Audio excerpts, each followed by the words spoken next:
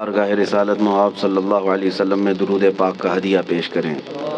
अल्लाहुम्मा सल्लि अला सय्यिदिना व मौलाना मुहम्मदिन मअदनिल जुदी वल करम व आलिहि व अस्हाबिहिल किराम व इब्निहिल करीम व बारिक व सल्लिम सलातन दाइमतन सरमदन अबदा। फिलहाल जो हालात हैं अभी पूरी दुनिया जिसकी तरफ आज मुतवज्जे है वो तुर्की और सीरिया वगैरह के मुल्क शाम के ज़लज़ले बहुत बड़ी तबाहियाँ ला चुके हैं। वो ज़लज़ले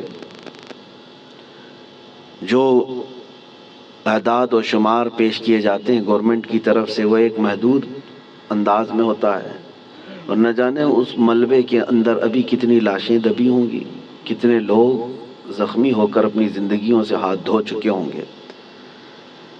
कोई सोचता भी नहीं, किसी को मालूम भी नहीं होता कि कब ज़मीन फट जाती है और कब बड़ी बड़ी इमारतें ज़मीन में नीचे आ जाती हैं। ये क्यों आते हैं ज़लज़ले? इसी पर मैं थोड़ी सी बात आपके सामने रखता हूँ। वही आयत मैंने आपके सामने पढ़ी 21वें पारे की। अल्लाह फरमाता है ज़मीन में फसाद ज़ाहिर हो जाएगा। कब? बिमा कसबत ऐदिन नास, लोगों के हाथों की कमाई की वजह से। और क्यों ज़लज़ले देता है रब ताला? लियुज़ीक़हुम बअदल्लज़ी अमिलू, अल्लाह फरमाता ताकि वो जो कुछ कर चुके उनको कुछ चखा दूं। अल्लाह ताला फरमाता लियुज़ीक़हुम, ताकि उनको चखाया जाए जो कुछ भी वो कर रहे थे। मुहद्दिसीन भी इसी बात पर इत्तेफाक करते हैं। मेरे आका सल्लल्लाहु तआला अलैहि वसल्लम ने भी इरशाद फरमाया, ज़मीन में ज़लज़लों का आना, तूफ़ान का आना, सैलाब का आना, ये अल्लाह के अज़ाब की निशानियाँ हैं। अल्लाह तबारक व तआला के बड़े अज़ाबात में से एक आयत तो आप मशहूर सुनते होंगे, इदा ज़ुलज़िलतिल अर्दु ज़िलज़ालहा। पूरी सूरह है ज़िलज़ाल। ज़लज़ला किसको कहते हैं? झटके। आपकी नज़र में तो सिर्फ अर्थक्वेक है, और साइंटिफिक एतबार से इसको कहा जाता है ज़मीन की नीचे की तहें जो हैं, परत, प्लेट्स, जब ये आपस में हिल जाती हैं तो ज़मीन फट जाती है। अंदर लावा होता है ज़मीन के अंदर, वो उबल रहा होता है, और ये प्लेट जो है डिसबैलेंस होती हैं तो ज़मीन के अंदर दरार आ जाती है। साइंटिफिक एतबार से उनकी तहकीकात है। हज़ार साइंस जो है तरक्की कर चुका हो, लेकिन ये भूकंप, अर्थक्वेक, इन सब के आने से पहले वो कभी खबर नहीं दे पाते। हो जाने के बाद वो बताते हैं कि कितने मिकदार का ज़लज़ला था, कितना तेज़ झटका था, उसको नाप करके तो बता दिया जाता है, लेकिन जो हिलाकतें हैं उसको बचा नहीं पाते, नहीं सुनामी को, नहीं ज़लज़लों को। कुरान में जिस ज़लज़ले का जिक्र है, इदा ज़ुलज़िलतिल अर्दु ज़िलज़ालहा, ये आयत सुन करके हमारे इमाम आज़म अबू हनीफा रहमतुल्लाह अलैह मगरिब की नमाज से लेकर के जो रोते रहे तो रात गुजर चुकी थी। पूरी रात उनकी दाढ़ी से आंसुओं के कतरे टपकते थे, मुसल्ला भीग जाता था इस एक आयत को सुनने के बाद कि अल्लाह क्या फरमाता है इसमें, जब ज़मीन हिला दी जाएगी, इदा ज़ुलज़िलतिल अर्दु ज़िलज़ालहा व अखरजतिल अर्दु अथक़ालहा, और ज़मीन अपने अंदर बोझल चीज़ों को बाहर निकाल देगी, सब निकल जाएगा। लेकिन इस आयत में जो ज़लज़ले का जिक्र है वो सबसे लास्ट, फाइनल और बड़ा ज़लज़ला है जो क़यामत के करीब होगा। उस वक्त पूरी दुनिया की ज़मीन हिला दी जाएगी। वो एक इलाके की नहीं है, एक मुल्क की या एक खित्ते की नहीं। उससे पहले मुफस्सिरीन फरमाते हैं कि क़यामत आने से पहले बहुत ज़लज़ले आएंगे। अब हदीस रसूल मैं आपको सुनाता हूँ। इमाम बुखारी रज़ियल्लाहु ताला अन्हु ने इस हदीस को अपनी बुखारी शरीफ में नकल फरमाया। अल्लाह के हबीब सल्लल्लाहु ताला अलैहि वसल्लम ने इरशाद फरमाया, जब अमानतें ज़ाया होने लग जाएं, ज़िना आम हो जाए और गाने बाजे की कसरत होने लग जाए, हुज़ूर पाक सल्लल्लाहु अलैहि वसल्लम फरमाते हैं ज़मीन में ज़लज़लों की कसरत होगी, हर जगह ज़लज़ले आने शुरू हो जाएंगे और क़यामत करीब होगी। एक ज़माना दूसरे ज़माने से निहायत करीब हो जाएगा। और हदीस पाक बुखारी शरीफ की हदीस है, मेरे आका फरमाते हैं माल की फरावानी इतनी होगी, माल इतना होगा जैसे लगता होगा कि हर जगह से उबल रहा है माल, हर एक के पास माल आएगा, माल आएगा। गरीब कोई नहीं रहते। आज के हालात में भी देखें आप, गुर्बत और इफलास बहुत कम हो चुकी है। आज के ज़माने का गरीब वो है जो पिछले ज़माने का अमीर था। آج کا جو غریب ہے اس کو غریب کس کو کہتے ہیں؟ بھائی اس کے پاس کار نہیں ہے، اس کے پاس بائک نہیں ہے، غریب ہے، اس کو آج غریب سمجھا جاتا ہے۔ کھاتا پیتا ہے، پہنتا ہے، گھر بھی ہے، سب ہے۔ غربت اس طرح کی نہیں رہے گی، مال کی فراوانی ہوگی، یہاں تک کہ حضور پاک صلی اللہ علیہ وسلم فرماتے ہیں دریائے فرات سے سونے کا پہاڑ ظاہر ہوگا، اگر تم زندہ رہے تو اس میں سے ایک پائی بھی لینے کی کوشش مت کرنا، حضور نے فرمایا، اس لیے کہ اس کے حصول کے لیے لوگ ایسے لڑیں گے کہ 100 لوگ اگر اس مال کو، سونے کو لینے جائیں گے، 99 قتل ہو جائیں گے، ایک بچے گا، مر جائیں گے سب۔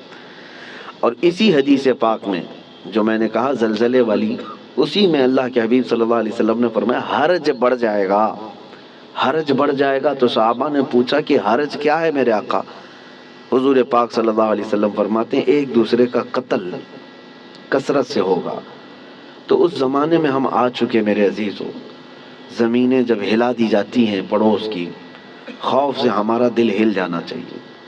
حضرت عمر ابن عبدالعزیز رضی اللہ تعالیٰ عنہ 5ویں خلیفہ راشد ہیں، ان کے زمانے میں کسی ملک میں زلزلہ آیا، زمین ہل گئی، تو وہاں کے جو گورنر تھے، وہاں کے جو ذمہ دار تھے، حاکم تھے، ان کے نام پر حضرت عمر ابن عبدالعزیز نے فوراً خط جاری کیا کہ جیسے ہی زلزلہ آیا، حالانکہ وہ زمانہ عمر ابن عبدالعزیز کا تھا، عدل و انصاف کا زمانہ، ان کے زمانے میں جس جگہ پر زلزلہ آیا تھا اس جگہ انہوں نے اتنا ٹائٹ کر دیا، کورونا میں جیسے کوارنٹائن وغیرہ کے معاملات تھے، ایسے حضرت عمر ابن عبدالعزیز نے سارے لوگوں کو ٹائٹ کر دیا، کہا اس پورے خطے کے لوگ کثرت سے استغفار کریں، سب استغفار میں مشغول ہو جائیں، کوئی ایک بندہ بھی نہ رہے۔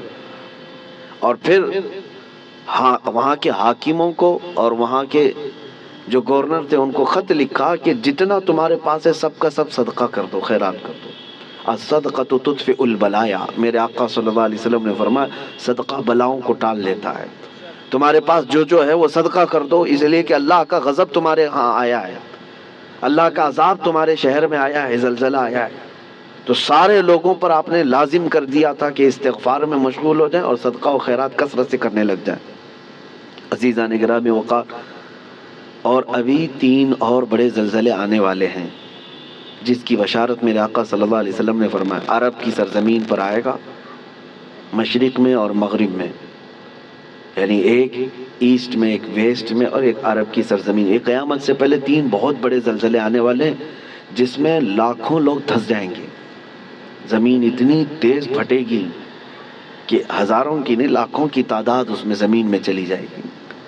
مشرق میں ہم لوگ بھی آتے ہیں، ویسٹرن میں دوسری کنٹریز ہیں، آپ کو پتہ یورپ وغیرہ، اور عرب ہے۔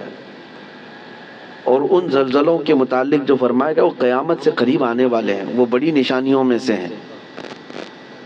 اور ان عذابات میں جو گرفتار ہو گئے، اللہ کی پناہ، اللہ کی پناہ، کوئی دنیا کی طاقت انہیں نہیں بچا پاتی، کوئی دنیا کی طاقت انہیں روک نہیں سکتی۔ اسی لیے آج میں یہ میسج دینا چاہ رہا تھا کہ کثرت سے استغفار میں لگ جائیں، جتنا زیادہ ہو سکے، صرف اپنے لیے نہیں، اپنے بھائیوں کے لیے۔ سورہ انفال 9ویں پارے میں اللہ تعالیٰ فرماتا ہے وَمَا كَانَ اللَّهُ لِيُعَذِّبَهُمْ وَأَنْتَ فِيهِمْ وَمَا كَانَ اللَّهُ مُعَذِّبَهُمْ وَهُمْ يَسْتَغْفِرُونَ۔ آیت ہے، اللہ فرماتا ہے اللہ اس قوم کو عذاب نہیں دے گا اس لیے کہ اے محبوب آپ ان کے بیچ میں ہیں۔ ایک ذریعہ یہ ہے۔ دوسری بات اللہ تعالیٰ قرآن میں فرماتا وَمَا كَانَ اللَّهُ مُعَذِّبَهُمْ وَهُمْ يَسْتَغْفِرُونَ، اور اللہ ان کو اس وقت تک عذاب نہیں دے گا جب تک یہ استغفار کرتے رہیں گے، جب تک یہ استغفار کرتے رہیں گے۔ استغفار کیا ہے؟ استغفر اللہ ربی من کل ذنب واتوب الیہ، استغفر اللہ ربی من کل ذنب واتوب الیہ، استغفر اللہ ربی من کل ذنب واتوب الیہ۔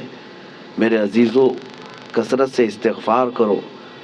اور اسی کو میں نے بہت پہلے کورونا کی جب ابتدائی حالات تھے اس وقت میں نے ایک اپنے چھوٹے سے میسج میں بیان میں نشر کیا تھا کہ اللہ کے حبیب صلی اللہ تعالیٰ علیہ وسلم نے ارشاد فرمایا کہ یہ عذاب الہی کی نشانیاں ہیں، استغفار کرو، اور جب تک استغفار کرتے رہو گے اللہ اس عذاب میں مبتلا نہیں کرے گا۔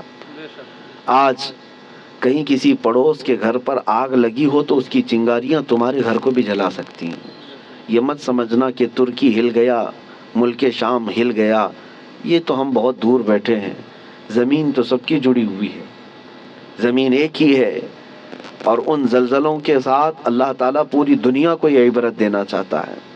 اسی لیے توبہ و استغفار کے ذریعے سے اپنے اعمال کی طرف توجہ دیں، اور وہ جو ہزاروں لوگ دھنس گئے ہیں زمینوں کے اندر، ان کے لیے مغفرت کی دعا کریں۔ اور جو آج قسم پرسی کے عالم میں وہاں پر ہیں، بڑی بڑی عمارتیں جو ڈھہ گئیں، بہت سارے لوگ بے گھر ہو چکے، ان کے مال مویشی سب ہلاک ہو چکے، ان کے لیے اپنے دل میں رقت پیدا کریں۔ وہ تمہارے بھائی ہیں، امت مصطفیٰ ہیں۔ نبی پاک صلی اللہ تعالیٰ علیہ وسلم نے یہی ارشاد فرمایا، مومن وہی ہے کہ جو دوسرے مومن کی تکلیف پر تڑپ جائے۔ مثل المؤمن کمثل جسد اذا اشتكى عضو تداعى له سائر الجسد بالسهر والحمى۔ ایک مومن کی مثال میرے آقا فرماتے ہیں سارے جسم کی طرح ہے، ایک عضو کو بھی تکلیف ہوگی تو پورے جسم میں بخار آ جائے گا۔ آج ترکی اور سیریا ملک شام کے غم میں ہم شامل ہیں۔ آج ہمیں ان کے لیے استغفار بھی کرنی ہے، ہمیں ان کے لیے دعائیں مغفرت بھی کرنی ہے، ان کے لیے رحم کی بھیک اللہ کی بارگاہ میں مانگنی ہے۔ میرے عزیزو، تنہائی میں اللہ تعالیٰ کی بارگاہ میں روتے گڑ گڑاتے مانگے، یقین جانو کہ آج اپنے بھائیوں کے لیے دعا کرو گے تو کل تمہیں کوئی مصیبت آئے تو ساری دنیا تمہارے لیے بھی دعا کرے گی، اور اللہ تعالیٰ دوسرے مومنین کے دلوں میں تمہارے لیے رقت پیدا کرے گا، تمہارے لیے رحم پیدا کرے گا۔ ان غریبوں کے لیے، ان قسم پرسی کے عالم میں موجود لوگوں کے لیے دعا کریں۔ میں آج کی اس محفل میں بس اتنا ہی کہنا چاہتا تھا، اور آیت کریمہ پھر ریپیٹ کرتا ہوں۔ اللہ فرماتا ہے ظہر الفساد فی البر والبحر، فساد ظاہر ہو گیا خشکیوں میں اور سمندروں میں، بما کسبت ایدی الناس، وجہ کیا ہے؟ اس لیے کہ لوگوں کے ہاتھوں کی کمائی ہے، ان کے اپنے برے اعمال ہیں، ان کے گناہ ہیں، ان کے شامت اعمال ہے۔ لیذیقہم بعض الذی عملوا، اور اللہ فرماتا ہے یہ کیوں ان کے اوپر عذابات آئے؟ تاکہ ان کو چکھایا جائے جو کچھ یہ کرتے تھے۔ اور ان کو چکھانے کے بعد مقصد کیا ہے؟ اللہ فرماتا ہے لعلہم یرجعون، تاکہ وہ دوبارہ لوٹ آئیں، تاکہ وہ اپنی پرانی حالتوں سے توبہ کر کے اچھی حالتوں کی طرف باز آ جائیں۔ اللہ کریم ہم سب کو کہنے سننے سے زیادہ عمل کی توفیق عطا فرمائے۔ اے رب کریم تیرے عذابات سے ہماری حفاظت فرما، ہم تیری آزمائشوں کے قابل نہیں مولا، تیرے امتحان میں اتارے جانے کے قابل نہیں۔ اے رحمان اے رحیم ہم سب کو آئے ہوئے عذابات سے محفوظ فرما دے۔ اے کریم خدا، تیرے رسول نے جو دعا کیا تھا تیرے دربار میں وہی دعا کرتا ہوں۔ اللہم انی اسألک من خیر ما سألک منہ نبیک سیدنا محمد صلی اللہ علیہ وسلم، اللہم انی اعوذ بک من شر ما استعاذک منہ نبیک سیدنا محمد صلی اللہ علیہ وسلم، اللہم ان اردت بعبادک فتنة فاقبضنا غیر مفتونین، فاقبضنا غیر مفتونین، فاقبضنا غیر مفتونین۔ اے اللہ اگر تو نے اپنے بندوں کی آزمائش کا ارادہ کر لیا ہے تو مولا ہمیں بغیر آزمائش کے اس دنیا سے اٹھا لے، ہمیں بغیر فتنوں میں مبتلا کیے تو اپنی بارگاہ میں بلا لے۔ اے اللہ ایمان کی سلامتی اور عزت کی سلامتی کے ساتھ دنیا سے ہمیں رخصتی عطا فرما۔ وصلی اللہ تعالی علی خیر خلق محمد وآلہ واصحابہ اجمعین برحمتک یا ارحم الراحمین۔